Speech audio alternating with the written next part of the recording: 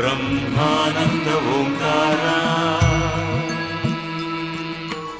ఆత్మానంద సాకార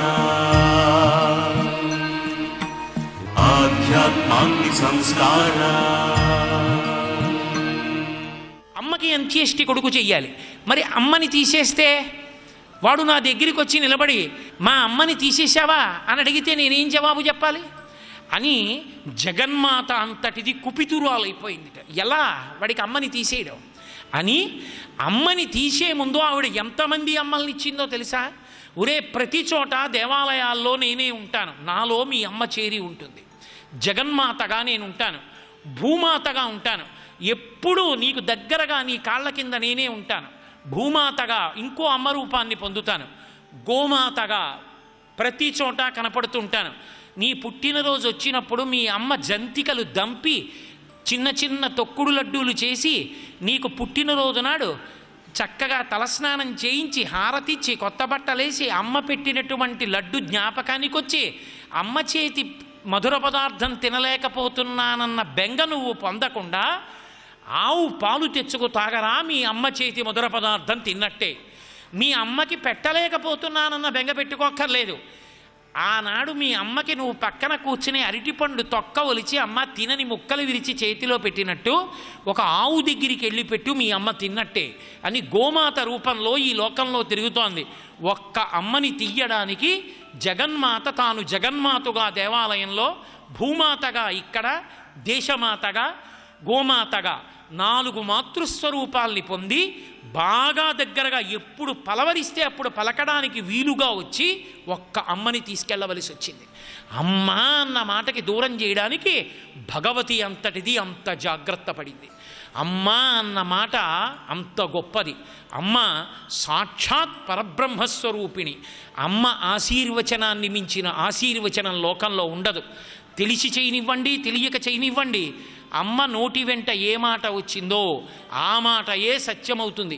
ఒక పిల్లవాడి జీవితం అంతా దేని మీద ఆధారపడుతుంది అంటే అమ్మ చేసేటటువంటి ఆశీర్వచనం మీద ఆధారపడుతుంది. అందుకే అమ్మ ఆగ్రహించి నిందించేటటువంటి రోజు తెచ్చుకోకూడదు. మాతా నిందతి, ఎప్పుడు ఏది చెయ్యాలో అది చెయ్యని వాడిని చూసి అమ్మ ఆగ్రహిస్తుంది.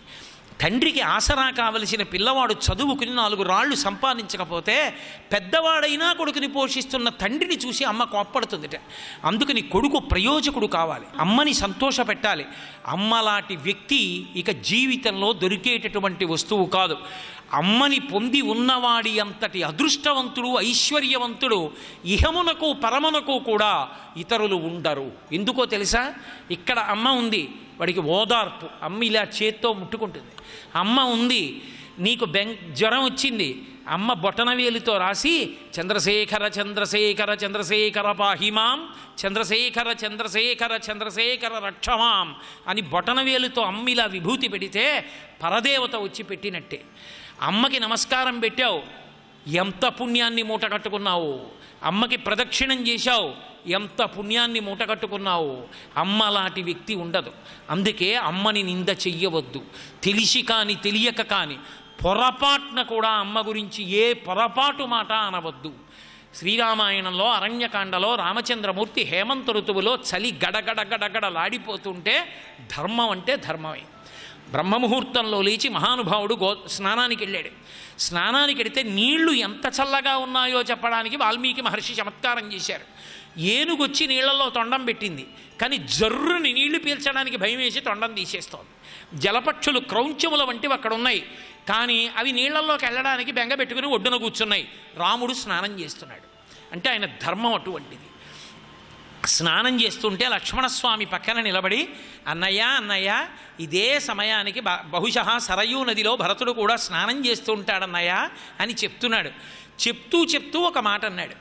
అన్నయ్య, ఆ కైకేయి ఉందే, ఆ భరతుడి కన్న తల్లి అంత గొప్ప కొడుకుని కంది, అంతటి ధర్మాత్ముడు, అన్న పట్ల అంత గౌరవం ఉన్నవాడు, ఇంత మంచి కొడుకు అంత పాపిష్ట ఆ కైకమ్మకి ఎలా పుట్టాడన్నయ్య అన్నాడు. దిగ్గున తల తిప్పి రామచంద్రమూర్తి అన్నాడు, నతేంబా మధ్యమా మాత. లక్ష్మణ, జాగ్రత్తగా విను. ప్రాతకాలం స్నానం చేస్తున్నాం, పొరపాటున కూడా అమ్మ యొక్క నిందావాక్యము నోటి వెంట రాకుండుగాక. ఆ మాట నోటి వెంట అనద్దు. కథంచన, పొరపాటును కూడా అనకూడదు. అమ్మని నింద చేసి మాట్లాడవద్దు. మీ అమ్మ ననలేదు కదా అంటావేమో. నతేంబా మధ్యమా మాత, మధ్యలో ఉన్న కైకన్మని గురించి కూడా తప్పుగా మాట్లాడకు. ఆమె కూడా మనకు అమ్మయే. తన అమ్మని కాదు, పినతల్లిని ఒక మాట అనడానికి రాముడు ఒప్పుకోలేదు. అది మర్యాద అంటే. అందుకని మర్యాదానాంచలోకస్య కర్తా కారయితాచ సహా. కాబట్టి గర్హితాచ కదంచన, కించిత్తు కూడా నువ్వు అటువంటి మాటలు మాట్లాడద్దు. నువ్వేమైనా మాట్లాడాలనుకుంటున్నావా, ఒక పని చెయ్యి, భరతుడి గురించి చెప్పు, భరతుడి ధర్మం గురించి చెప్పు, సంతోషపడిపోతాను తమ్ముడి గురించి విని. అమ్మ గురించి తప్పు మాట్లాడవద్దు లక్ష్మణ. వెంటనే ఇంకెప్పుడు భరతుడిని తక్కువ చేసి మాట్లాడలేదు లక్ష్మణస్వామి. అంటే పుణ్యం ఎంత ఇవ్వగలదో అటువంటి అమ్మ పట్ల కోపాన్ని పెంచుకోవడం, అమ్మని అనరాని మాట అనడం అంత పాపహేతు. ప్రపంచంలో దుర్మార్గమైనది ఏది అంటే కోపం.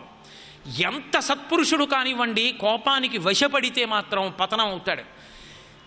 లోపల ఉన్న అమృతం పొంగిపోయి చిలికితే కోపంగా వచ్చేది ఒక్క అమ్మకి నాన్నకి మాత్రమే వస్తుంది.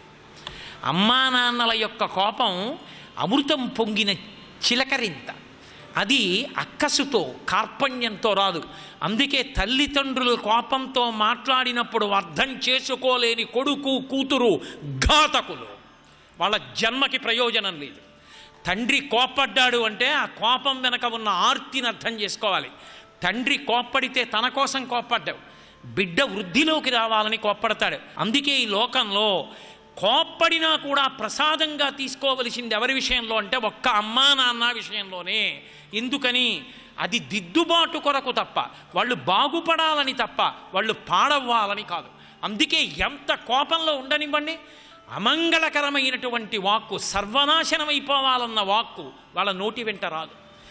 ఎంత ఆర్తితో ఉంటారంటే 6 గంటలకు ఇంటికి రావలసినటువంటి పిల్లవాడు రాత్రి 9 అయినా ఇంటికి రాకపోతే, ఏమిటి 9 అయిపోయింది ఇంకా రాలేదు, ఏం అవలేదు కదా అంటుంది. కానీ అమ్మ, వాడు ఏ బండి కిందో పడి కాలు విరగొట్టుకోలేదు కదా అందో. అమంగళకర వాక్కు కూడా పలకరు. వాళ్ళ హృదయాలు అంత పవిత్రములై ఉంటాయి. దానికి అర్హతానర్హతలుండవు.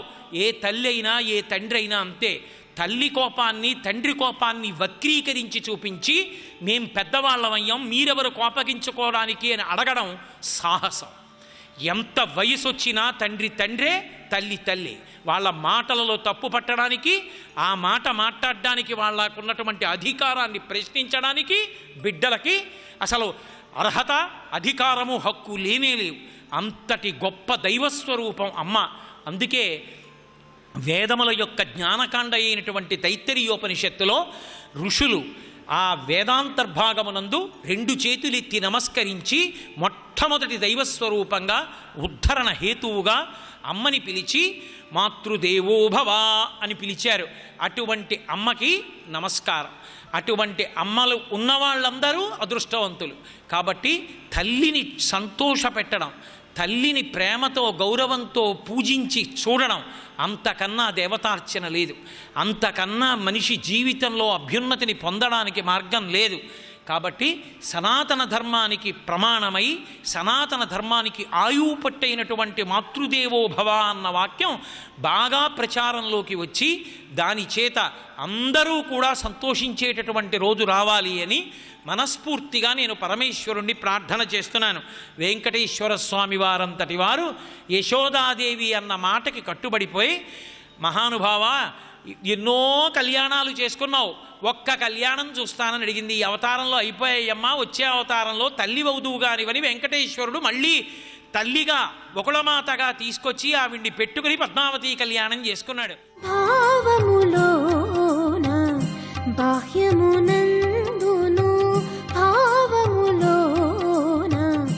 బాహ్యమునందును గోవింద గోవింద యని కొలువావో మనసా భావములోన. బాహ్యమునందును గోవింద గోవింద యని కొలువావో మనసా. పితృదేవో భవ, పితృదేవో భవ, ఆచార్యదేవో భవ, అతిథి దేవో భవ. ఈ నలుగురిని సాక్షాత్తుగా ఈశ్వర స్వరూపాలుగా భావన చేసి నమస్కరించింది ఉపనిషత్తు. మనకి ప్రబోధం చేసింది. అలా భావన చేసి అలా వారి యందు పరబ్రహ్మాన్ని దర్శనం చేసి వారిని సేవించి వారి మాట విని వారి ఆజ్ఞలను ఔదలదాల్చినంత మాత్రం చేత అభ్యున్నతి పథంలో ప్రయాణం చెయ్యడానికి కావలసినటువంటి వ్యవస్థ చేకూరుతుంది అని మనకి వేదం హామీనిచ్చింది. పితృదేవో భవ, తండ్రి సాక్షాత్ ఈశ్వరుని యొక్క స్వరూపమే. ఈశ్వరుడు మాంసనేత్రమునకు గోచరమయ్యేటటువంటి వాడు కాడు. అందుకే భాగవతంలో ప్రహ్లాదుడు ఇందుకలడందు లేడని సందేహము వలదు చక్రి సర్వోపగతుండు ఎందెందు వెదకి చూచిన అందందే కలడు దానవాగ్రణి వింటే అంటాడు. పాలలోనే నెయ్యి ఉన్నట్టుగా, కానీ పాలలో ఉన్న నెయ్యి మాంసనేత్రమునకు గోచరము కానట్టుగా కొంత పరిశ్రమ చేస్తే తప్ప ఆ పాలని తీసుకొచ్చి కాచి తోడుపెట్టి కవ్వాన్ని దింపి చిలికి వెన్న తీసి కాచి నెయ్యి తీస్తే తప్ప పాలలోనే ఉన్న నెయ్యి ఎలా కనపడదో అలా విశ్వనాథుడే విశ్వం యొక్క రూపంలో ఉన్నప్పటికీ కొంత సాధన చేసిన వారికి తప్ప పరమాత్మ యొక్క దర్శనము లభించదు. మాయా అనేటటువంటి తెర అడ్డు ఉన్న కారణం చేత నామరూపాత్మకమైనటువంటి జగత్తుతో తాదాత్మ్యత చెంది పునరావృత్తి చెందుతూ ఉంటాడు. అందుచేత పరబ్రహ్మము మాంసనేత్రము చేత దర్శనమవ్వడానికి యోగ్యమైనది కాదు. కానీ ఈ లోకంలో ఈ మాంసనేత్రంతో చూడడానికి యోగ్యమైనటువంటి పరబ్రహ్మస్వరూపమే తండ్రి. తల్లి తరువాత నమస్కారం ఎవరికి చెయ్యాలి అంటే తండ్రి గారికి. తండ్రి గారిని పరబ్రహ్మంగా వేదం గుర్తించి నమస్కారం చెయ్యమని మనకి ప్రబోధం చేసింది. ఇందుచేత తండ్రి ఈశ్వరుడు అవుతున్నాడు. అంటే మనకి ఏదైనా ఒక విషయాన్ని సాధికారికంగా చెప్పాలి అంటే ప్రమాణమేది అంటే వేదం. తస్మాత్ శాస్త్రం ప్రమాణంతే కార్యాకార్య వ్యవస్థితవు అంటాడు గీతాచార్యుడు. ఈ పని ఇలా చెయ్యొచ్చా, ఇంకొకలా చెయ్యాలా, ఈ పని చెయ్యకూడదా, వదిలిపెట్టాలా అన్న ప్రశ్న వస్తే మొట్టమొదటి ప్రమాణం ఏది అంటే శృతి. వేదమే ప్రమాణం. అందుకే వేదో నిత్యమధీయతాం తదుదితం కర్మస్వనుష్ఠీయతాం అంటారు శంకర భగవత్పాదులు అవతార పరిసమాప్తి చేస్తూ. ప్రతిరోజు వేదాన్ని చదువుకోండి లేదా వేదాన్ని వినండి, వేదార్థాన్ని తెలుసుకోండి. వేదము చేత ప్రతిపాదింపబడినటువంటి కర్మలు ఏవి ఉంటాయో అవే ప్రామాణికములు, అది ప్రమాణం. వేదము ఎలా చెప్పిందో అలా బ్రతకాలి తప్ప ఎవరో ఏదో చెప్పారని బ్రతికితే ఆ ప్రయాణం గమ్యాన్ని చేర్చేది కాదు. దిశానిర్దేశము అంటారు, ఎటువైపుకి వెళ్ళాలి అన్నది. దిగ్భ్రాంతి, ఎటువైపుకి ప్రయాణం చెయ్యాలో తెలియనటువంటి స్థితిలో కొట్టుమిట్టాడుతున్నప్పుడు పరమేశ్వరుణ్ణి చేరడానికి నువ్వు ఇలా బ్రతకవలసి ఉంటుందని మార్గనిర్దేశకత్వం ఇవ్వగలిగినటువంటి ప్రమాణము వేదం ఒక్కటే. శృతి తరువాత వచ్చేటటువంటి ప్రమాణము స్మృతి. శృతేరివార్థం స్మృతిరన్వగచ్చత్ అంటాడు కాళిదాస మహాకవి. స్మృతి శృతి వెంట ఎలా నడుస్తుంది అంటే దూడ ఆవు వెంట నడిచినట్లు నడుస్తుంది. శృతిలో ఉన్నటువంటి విషయాలని ఋషులు సంకలనం చేసి స్మృతులుగా అందిస్తారు. శృతి స్మృతి. శృతి స్మృతులలో ఉన్న వాటిని భూతద్దంలో పెట్టి చూపిస్తుంది పురాణం. పురాణ శ్రవణం చేస్తే ఏమవుతుంది అంటే ధర్మమునందు అనురక్తి కలుగుతుంది. సర్వం శ్రీ ఉమామహేశ్వర పరబ్రహ్మార్పణమస్తు.